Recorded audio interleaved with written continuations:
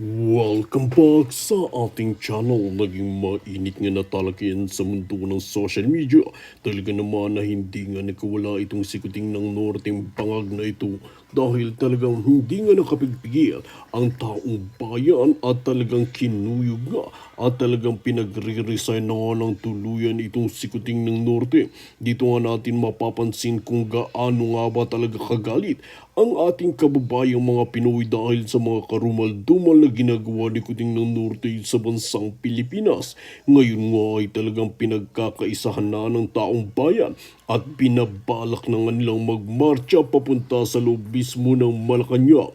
Dito nga natin mapapatunayan na talagang nag-aalsa na ang ating mga kabayang Pinoy dahil nga sa katiwalian na ginagawa ni Kuting ng Norte sa bansang Pilipinas. Maraming netizen ang tila nag-aabang sa mga ganitong sitwasyon at sila ay sasali.